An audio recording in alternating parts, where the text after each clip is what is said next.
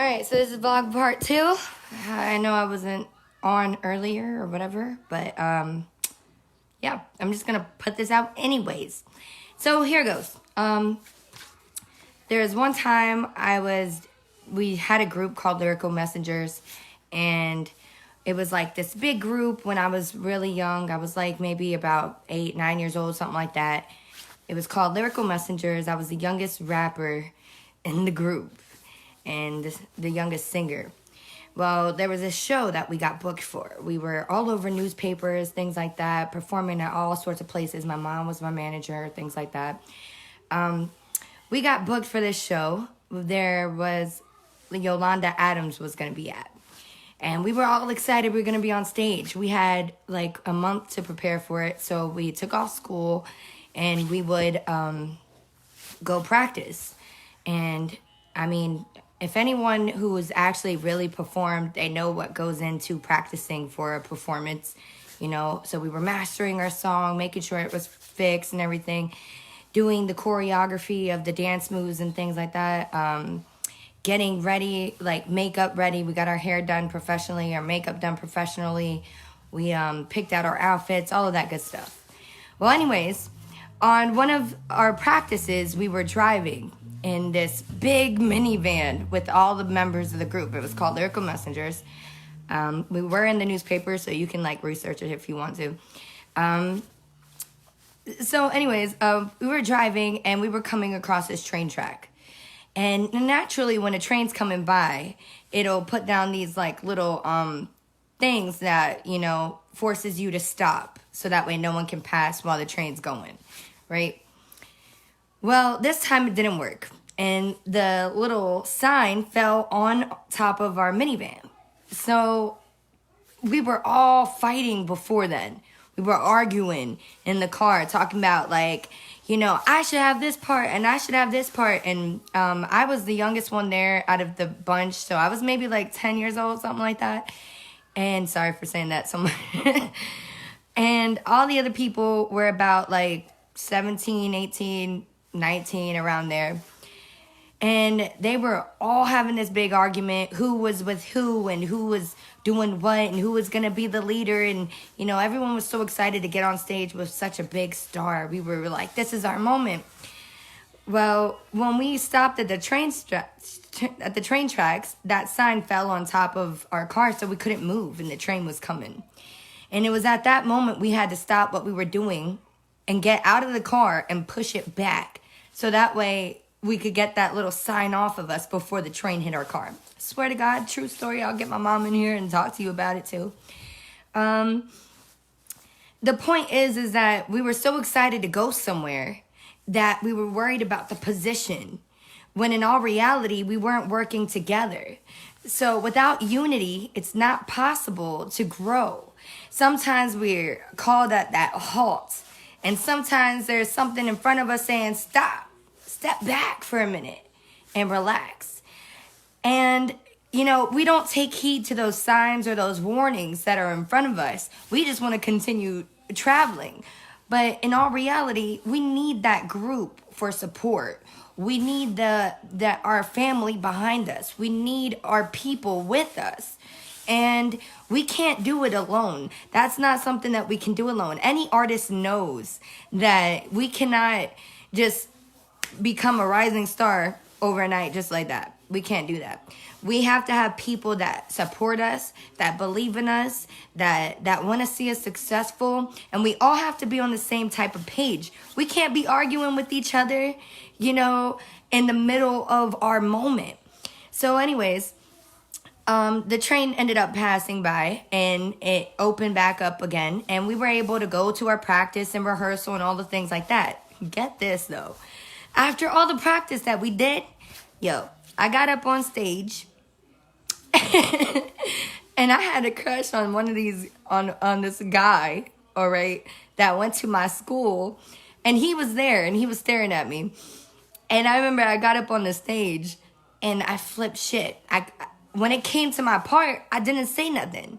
No words came out of my mouth at all. I stood there silent because I was so afraid that if I messed up, that he was going to see it. that I was going to disappoint him in some way. See, sometimes we're not afraid of disappointment in front of people that don't really matter to us, people that we don't know, right? When we have someone that is depending on us, that is counting on us, like your girlfriend or your wife or your children or someone who invested so much money into you, then it becomes like, oh, I got to get this perfect. It has to be perfect. It has to be right. It has to be perfect. And sometimes that messes us up versus pushes us to where we need to be. So today I just wanted to ask you guys, I know you guys have goals. I know you guys want to do something with your life. But who are you bringing with you on the journey? Are you not listening to the warning signs in front of you? Is there something telling you to stop? And if so, then what are you doing to fix that? And when you get on stage, I'm not talking about on stage musically or anything like that. I'm talking about in the stage of your life where you're ready to do something or make something happen, a business plan, whatever the focus is, all right? Are you ready to not disappoint? Are you ready to prove who you are? Or are those words just going to slip out of your mouth and you're just going to be filled with fear? You have to take your moment. You only get, you have to do something, is what I'm saying. And I ruined that for all of us. We practiced for about a month, and I literally stood up there and didn't say shit. Yeah, let down the whole group. But thankfully, we were still offered a record deal. And the problem was they only wanted a few people out of the group from there. And all of our group got so angry with each other. We started yelling at each other, and there was so much fights. Well, not me. I just watched it, because I was like 10 years old. I didn't know what the hell was going on. I just watched everybody fight, and it split up the entire group. And I said, you know what? I was talking to my mom the other day, and I was like, Mom, if we would have allowed one of them to take that record deal, we would have all been somewhere by now. But sometimes we get so mad at other people's success that it keeps us in our position when we were meant to grow. See, it only takes one person to make something out of themselves to pull another person up. I watch this speech from Denzel Washington on Goldcast all the time. It's a daily ritual. I watch it every single day. I used to. And he talks about going through his life, and this woman prophesied to him and said, you're going to go around the world and you're going to be in front of millions of people and you're going to speak to millions of people. And at that time, he was living with this hardship on him. He was in the ghetto. He didn't have money like that. He was thinking that this woman's crazy. There's no way possibly that I could be somebody. And he ended up eventually becoming who he is today. And it makes me think, how much of us are ready to grow, ready to become something, but we're so upset with other people's success that instead of helping them to achieve their success, we stay stuck where we are.